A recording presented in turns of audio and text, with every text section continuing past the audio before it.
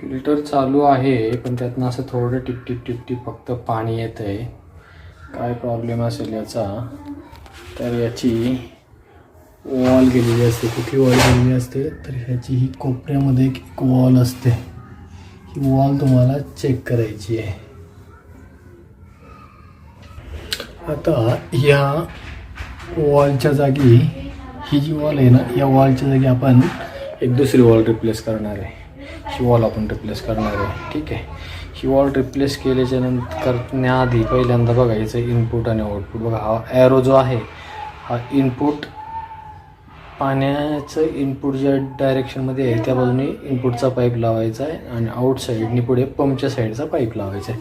म्हणजे हे बघा याचं इन जे आहे इनलाईन फिल्टरच्या बाजूने जो इनपुट येईल तो ॲरोच्या मागच्या बाजूने लावायचा आहे आणि ॲरोचं पुढची डायरेक्शन ही पंपाच्या बाजूला लावायची आहे. ठीक आहे. ही वॉल आपण रिप्लेस करणार आहे त्या जागी आणि मग चेक करणार आहे. आणि वॉल रिप्लेस केल्याच्यानंतर मग पुन्हा आपण ह्या पाईपमधलं पाणी चेक करणार आहे. हे पाणी प्रेशरने आलं पाहिजे. आत्ता पाणी फक्त कसं येते आपलं एक टिपका टिपका पाणी येते फक्त याच्यामधनं. ठीक आहे.